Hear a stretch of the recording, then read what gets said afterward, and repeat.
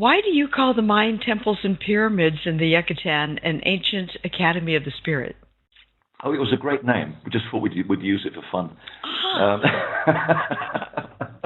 Um, but seriously, it actually says everything you need to know about what's going on in the Yucatan because it's much, much older than we're actually led to believe. For one thing, if you actually look at the Mayan calendar, which actually began all the way back in 9600 BC, they actually inherited this calendar. I mean, the Maya technically show up around 200 AD, but their calendar is already talking about ages long gone and cataclysms long gone. So obviously, if they show up fully formed with a total culture already in place, just like the Egyptians, clearly they were inheriting something else. Now, we know before then there were the Toltec, there were the Olmec nearby as well, and before that there was an age of Build the Gods.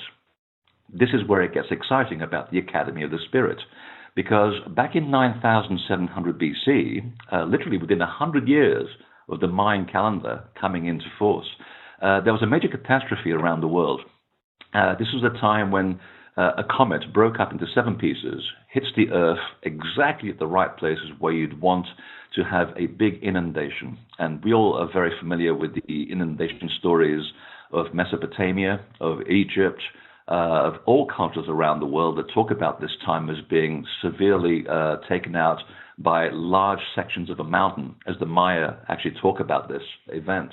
They talk about how for 6 months of the year, you could barely see the light of the sun, how you couldn't differentiate people from the soil because there was so much soil raining down from the sky that people looked like the earth upon which they were walking. So it was a huge catastrophe. It took everything out. And when you start reading their sacred texts, like the Popol Vuh, it's amazing how similar it is to ancient Egyptian texts and also to the texts of southern India. It's as though the information came from exactly the same location. And they talk about a time when these builder gods suddenly came out from the ocean. In the case of the Yucatan, they came from the east, and they rowed their boats all the way from the east. And they basically were told to rebuild the former mansions of the gods. Now, in these mansions of the gods was what we today call temple cities. And the idea was that the Maya totally understood how every element in nature was a sort of a cooperative element in the cosmic harmony of things. So if everything falls out of alignment, so does the human body and any civilization that holds it together. And the one thing that held everything together was the temple culture. So when these builder gods survived this flood, they brought with them the knowledge of understanding of how to put together a perfect plan on the face of the earth, whereby you would actually create buildings that would then, by their design, by their measure, by their alignment to the stars, they would create perfect academies where people would come, bring their imperfections, and they would be made to look like the gods. And in fact, there are some structures on these temples that actually talk about how when you enter the temple, you come to be as a god, as a bright star. So there are places where you actually not just come to learn written things, you actually come to transform yourself in a very profound way. You also become you discover your inner god. And if you actually look at the actual stories of southern India, Egypt, Bolivia, and the Yucatan, they all have this element in common. They were all told to build these beautiful cities, encoding the mathematical, geometric, and other libraries of information that basically show you how the whole universe works and how you can be a mirror image of that universe.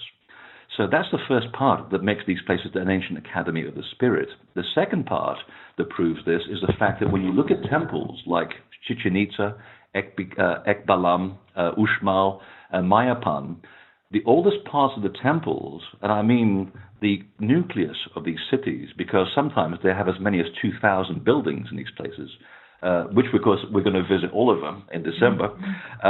When you look at the actual nucleus of the temple, they are all misaligned to the rest of the site, and exactly by about 4 degrees.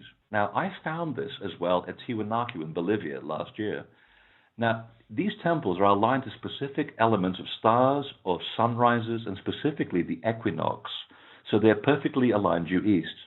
But these temples are misaligned by exactly 4 degrees, and it tells me that these places survived this catastrophe because they were aligned to something else, as though the Earth was somehow related to a star or the sun by a slightly different alignment. And the last time we know that happened was back in 9704 BC. The other thing that proves this is to be correct is the fact that so many of the temples in the Yucatan are associated with sound, either by the numerical connection of the number 7 that keeps repeated again and again and again, by the slope angles of the actual pyramids themselves, which refer to the heptagonal angle, which is the angle of sound.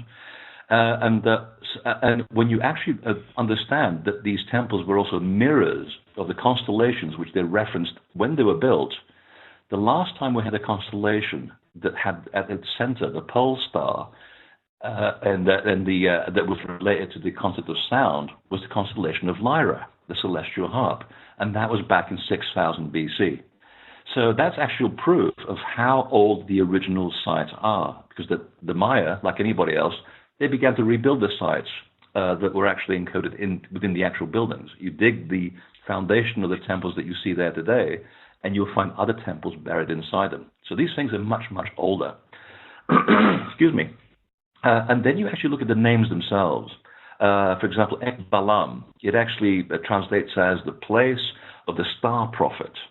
And these prophets were said that they came down from the stars, and specifically the Pleiades, to encode their knowledge into the actual fabric of the buildings. So in a matter of speaking, and it's as though the actual buildings themselves are telling you that they actually are physical expressions of people that came from the stars. Now, whether we believe that literally or metaphorically, the same element of symbolism applies, because you're talking about the understanding of how the stars work, how the universe works, and fundamentally how the Earth works also as well. This eventually comes into our modern era through the Maya, that talk about one of their builder gods called Itzama. And he was basically in charge of reconstructing a cosmic university, specifically at Chichen Itza, more than any other place. And it was here at Chichen Itza where the science, the art, the philosophy, and all forms of religion, and I'm talking about the inner religion, not the stuff that we all kill each other over these days, all of these elements and these teachings were encoded to each the individual building. So you go from one temple to the other, learning a specific example of how the universe works, and eventually that would turn you into a bright star, into a god.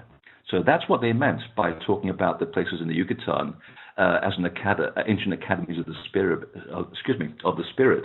There were places where you'd actually go there to become a god within yourself. You become reminded that you are actually a celestial being.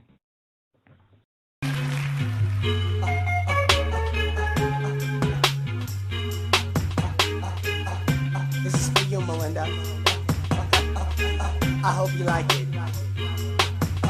Yeah. They ought to teach this in school. It's not always cool to be cool. What? They try to play you for a fool. Like you see a girl who's unique. It's a treat, cause she's sweet. And she really seems to knock you off your feet. You wanna say hey, but you don't. You don't. Your mom says tell her how you feel, but you won't. Cause you're just too cool to tell her truly. Get your feelings all getting unruly. Don't try to school me. So she passes you by in the hallway. You're staring at the wall, trying to play while I say, man, you're cool. What? Really cool, slick, just like ice. But you didn't realize you never get this chance twice. So you're busy playing cool, now she's gone. She's gone. Gone on to another while I sing my funky song. I never pass up a chance. I know the story seems long, but when I know the time is right for me and you, I just flame on, flame on.